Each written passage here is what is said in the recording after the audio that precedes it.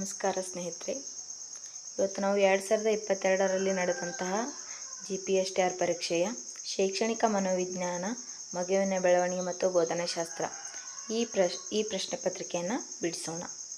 76ನೇ ಪ್ರಶ್ನೆ, ಡಿಸ್ಲೆಕ್ಸಿಯಾ ಸ್ಥಿತಿಯು ಹೊಂದಿದ ಕ್ಲಿಷ್ಟತೆ. ಸರಿಯಾದ ಉತ್ತರ ಓದುವುದು.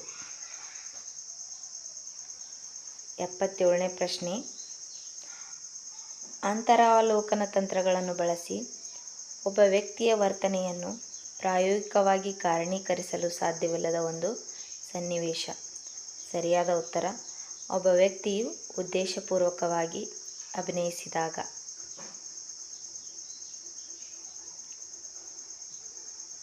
78ನೇ ಪ್ರಶ್ನೆ, ತನ್ನ ತಂಡದ ಸದಸ್ಯರೊಬ್ಬರ ಕೆಲಸದ ಪ್ರಮಾಣವನ್ನು ಅವಲೋಕಿಸಲು ಮೇಲ್ವಿಚಾರಕರು ಅಳವಡಿಸುವ ವಿಧಾನ. ಸರಿಯಾದ ಉತ್ತರ, ಪಾಲ್ಗೊಳ್ಳುವಿಕೆ ಅವಲೋಕನ. 79ನೇ ಪ್ರಶ್ನೆ, ಸ್ವತಂತ್ರ ಚಲಕ ಪ್ರಚೋದನೆ, ಅವಲಂಬಿ ಚಲಕ ಪ್ರತಿಕ್ರಿಯೆ. ಸರಿಯಾದ ಉತ್ತರ ಪ್ರತಿಕ್ರಿಯೆ. 80ನೇ ಪ್ರಶ್ನೆ, ವಿದ್ಯಾರ್ಥಿಯ ಶೈಕ್ಷಣಿಕ ಪ್ರಗತಿಯನ್ನು ಅರ್ಥ ಮಾಡಿಕೊಳ್ಳಲು ಆತನ ಅಂಕಪಟ್ಟಿಯನ್ನು ಗಮನಿಸುವುದು ಇದಕ್ಕೆ ಬಳಸಬಹುದಾದ ವಿಧಾನ. ಅವಲೋಕನ. 81ನೇ ಪ್ರಶ್ನೆ, ಅನ್ಯೋನ್ಯತೆ ಮತ್ತು ನಿಕಟ ಸ್ನೇಹವನ್ನು ವ್ಯಕ್ತಪಡಿಸುವುದು. ಈ ಪ್ರಶ್ನೆಗೆ ಸರಿಯಾದ ಉತ್ತರ ಬಾಲ್ಯ ವ್ಯವಸ್ಥೆ.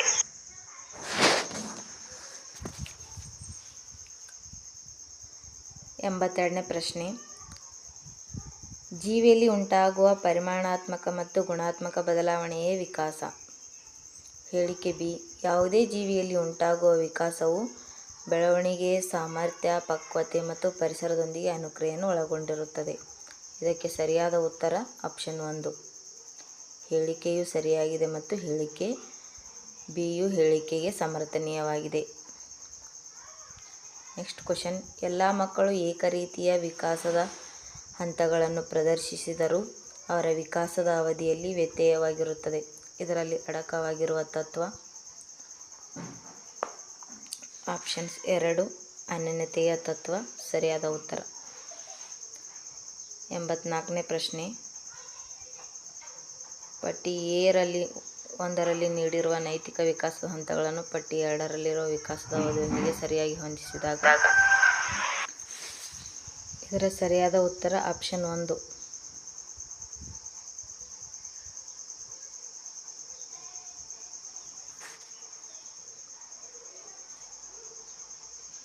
ನೆಕ್ಸ್ಟ್ 85ನೇ ಪ್ರಶ್ನೆ, ಒಂದು ಮಗು ತಕ್ಷಣದಲ್ಲಿ ಸಂಘಶೀಲತೆ ವರ್ತನೆಯನ್ನು ತೋರಿಸಲು ಮುಂದಾಗುತ್ತದೆ.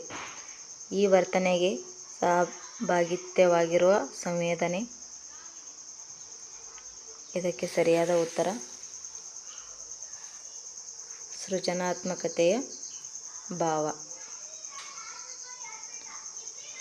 86ನೇ ಪ್ರಶ್ನೆ, ಭಾಷೆ ಶಾಲೆ ಅಥವಾ ಪೋಷಕರಿಂದ ಪಡೆಯುವ ತರಬೇತಿ ಮೂಲಕ ಮಗುವಿನಲ್ಲಿ ಉಂಟಾಗುವ ಕಲಿಕೆಗೆ ಒತ್ತು ನೀಡುವ ವಿಕಾಸದ ಒಂದು ಘಟಕಾಂಶ.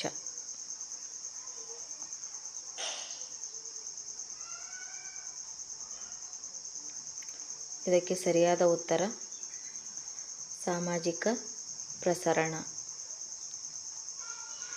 ಪಿಯಾಜೆಯವರ 87ನೇ ಪ್ರಶ್ನೆ, ಪಿಯಾಜೆಯವರ ಪ್ರಕಾರ ಮಗುವು ನೈತಿಕವೂ ಅಲ್ಲದ ಅನೈತಿಕವೂ ಅಲ್ಲದ ವರ್ತನೆಗಳನ್ನು ತೋರ್ಪಡಿಸುವ ನೈತಿಕ ವಿಕಾಸದ ಹಂತ.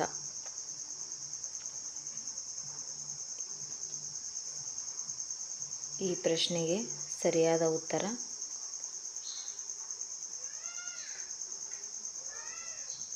ಪರಾಧಿಪತ್ಯ ಹಂತ. ಆಪ್ಷನ್ 2, ಪರಾಧಿಪತ್ಯ ಹಂತ.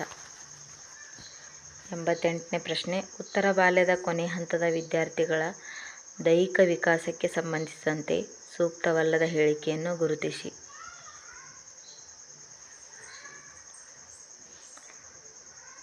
88ನೇ ಪ್ರಶ್ನೆಗೆ ಸರಿಯಾದ ಉತ್ತರ ಆಪ್ಷನ್ 3 ಬಾಲಕರ ಎತ್ತರವು ಬಾಲಕಿಯರ ಎತ್ತರಕ್ಕಿಂತ ಹೆಚ್ಚಾಗಿರುತ್ತದೆ. 89ನೇ ಪ್ರಶ್ನೆ.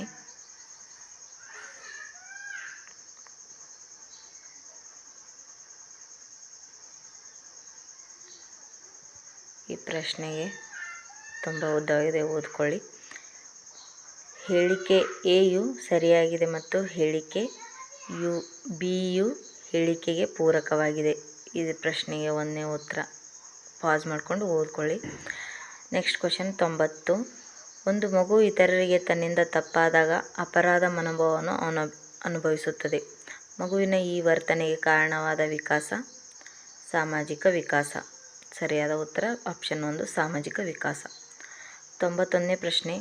ನಗರದ ಮಕ್ಕಳ ವಸ್ತ್ರವಿನ್ಯಾಸ, ಮಾತುಗಾರಿಕೆ ಮುಂತಾದ ಅಂಶಗಳು ಹಳ್ಳಿಯವರಿಂದ ಅನುಕರಣೆಗೊಳಪಡುತ್ತವೆ. ಇದರಲ್ಲಿ ಅಡಕವಾಗಿರುವ ಅನುಕರಣೆಯ ನಿಯಮವು. ಇದಕ್ಕೆ ಸರಿಯಾದ ಉತ್ತರ ಆಪ್ಷನ್ 2 ಆಂತರಿಕದಿಂದ ಬಾಹ್ಯದೆಡೆಗೆ. ನೆಕ್ಸ್ಟ್ 92ನೇ ಪ್ರಶ್ನೆ. ದೈಹಿಕ ಶಿಕ್ಷಣ ಬೋಧಕರು ಬಾಸ್ಕೆಟ್ಬಾಲ್ ಕ್ರೀಡೆಗಾಗಿ ಎತ್ತರದ ಆಧಾರದ ಮೇಲೆ ಅಭ್ಯರ್ಥಿಯನ್ನು ಆಯ್ಕೆ ಮಾಡುತ್ತಾರೆ. ಎತ್ತರವು ಇದರ ಫಲವಾಗಿದೆ. ಆನುವಂಶೀಯತೆ. ಆಪ್ಷನ್ 2 ಆನುವಂಶೀಯತೆ. 93ನೇ ಪ್ರಶ್ನೆ. ತರುಣರು ನಿಷ್ಠಾಭಾವವನ್ನು ಇವರೆಡೆಗೆ ಬೆಳೆಸಿಕೊಳ್ಳುತ್ತಾರೆ. ತರುಣರು ನಿಷ್ಠಾಭಾವವನ್ನು ಇವರೆಡೆಗೆ ಬೆಳೆಸಿಕೊಳ್ಳುತ್ತಾರೆ. ಈ ಪ್ರಶ್ನೆಗೆ ಸರಿಯಾದ ಉತ್ತರ ಆಪ್ಷನ್ 3 ಸಮವಯಸ್ಕರು.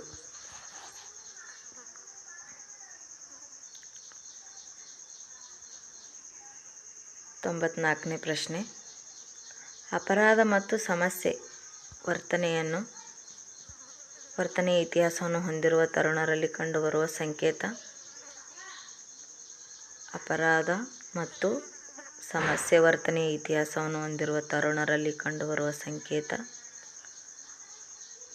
ಈ ಪ್ರಶ್ನೆಗೆ ಸರಿಯಾದ ಉತ್ತರ ತನ್ನತನದ ವಿಷಮ ಸ್ಥಿತಿ. ಈ ಪ್ರಶ್ನೆಗೆ ಸರಿಯಾದ ಉತ್ತರ ತನ್ನತನದ ವಿಷಮ ಸ್ಥಿತಿ. Next question. ವಿದ್ಯಾರ್ಥಿಯು ನೃತ್ಯ ಪ್ರದರ್ಶನದಲ್ಲಿ ಕಣ್ಣು ಮತ್ತು ಕೈಗಳ ಸಮನ್ವಯತೆಯನ್ನು ಬಳಸುತ್ತಾನೆ. ಈ ಪ್ರಕ್ರಿಯೆಗೆ ಕಾರಣವಾಗುವ ವಿಕಾಸ. ವಿದ್ಯಾರ್ಥಿಯು ನೃತ್ಯ ಪ್ರದರ್ಶನದಲ್ಲಿ ಕಣ್ಣು ಮತ್ತು ಕೈಗಳ ಸಮನ್ವಯತೆಯನ್ನು ಪ್ರದರ್ಶಿಸುತ್ತಾನೆ. ಇದು ಸ್ನಾಯು ವಿಕಾಸಕ್ಕೆ ಸಂಬಂಧಿಸಿದೆ. ಶಾಲೆಯಲ್ಲಿ ಮಧ್ಯಾಹ್ನ 3ಕ್ಕೆ ಬಾರಿಸುವ ಗಂಟೆಯ ಶಬ್ದದ ನಂತರ ವಿದ್ಯಾರ್ಥಿಗಳು ಶಾಲೆಯಿಂದ ಹೊರಗೆ ಹೋಗುತ್ತಾರೆ. ಈ ವರ್ತನೆಯ ಸ್ವರೂಪ.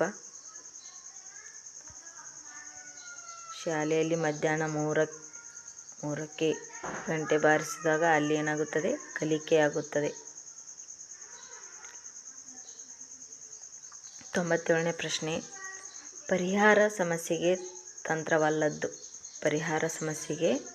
ತಂತ್ರವಲ್ಲದ್ದು ಸರಾಸರಿ ಅಂತಿಮ ವಿಶ್ಲೇಷಣೆ.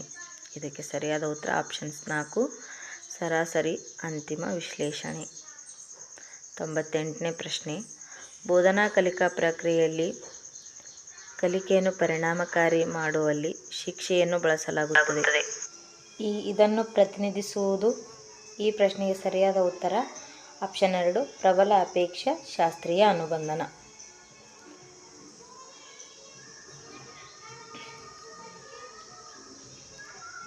ನೆಕ್ಸ್ಟ್ 99 ಪ್ರಶ್ನೆ ನಂಬರ್ 99. ಘಟಕವನ್ನು ಪೂರ್ಣಗೊಳಿಸಿದ ನಂತರ ಶಿಕ್ಷಕರು ನೀಡಿದ ನಿಯೋಜಿತ ಕಾರ್ಯವನ್ನು ವಿದ್ಯಾರ್ಥಿ ಬರೆಯುತ್ತಾನೆ. ಪ್ರಸ್ತುತ ಸನ್ನಿವೇಶದಲ್ಲಿ ಕಂಡುಬರುವ ಕಲಿಕೆಯು ಕ್ರಿಯಾಪ್ರಸ್ತುತ ಅನುಬಂಧನ. ಆಪ್ಷನ್ 2 ಕ್ರಿಯಾಪ್ರಸ್ತುತ ಅನುಬಂಧನ. ಪ್ರಶ್ನೆ 100. ವಸ್ತುಗತ ಮೌಲ್ಯೀಕರಣದ ಸ್ವರೂಪವು ಮಗುವಿನ ವೈಯಕ್ತಿಕ ವ್ಯತ್ಯಾಸವನ್ನು ತಿಳಿಸಲು ಸಹಕಾರಿ. ವಸ್ತುಗತ ಮೌಲ್ಯೀಕರಣದ ಸ್ವರೂಪವು ಮಗುವಿನ ವೈಯಕ್ತಿಕ ವ್ಯತ್ಯಾಸವನ್ನು ತಿಳಿಯಲು ಸಹಕಾರಿ. Option number 4. ಈ ಥರ ಮುಂದುವರೆದ ಭಾಗವನ್ನು ಇನ್ನೊಂದು ಭಾಗದಲ್ಲಿ ನೀಡುತ್ತೇನೆ ಸ್ನೇಹಿತರೆ. ಇಲ್ಲಿಯವರೆಗೆ 100 ಪ್ರಶ್ನೆಗಳನ್ನು ನಾವು 100 ಪ್ರಶ್ನೆಯ ಉತ್ತರವನ್ನು ನೋಡಿದ್ದೇವೆ. ಮುಂದಿನ ಪ್ರಶ್ನೆಗಳನ್ನು ಮುಂದಿನ ಭಾಗದಲ್ಲಿ ನೋಡೋಣ. ಇಲ್ಲಿಯವರೆಗೆ ಈ ವಿಡಿಯೋವನ್ನು ವೀಕ್ಷಿಸಿದ್ದಕ್ಕಾಗಿ ಧನ್ಯವಾದಗಳು.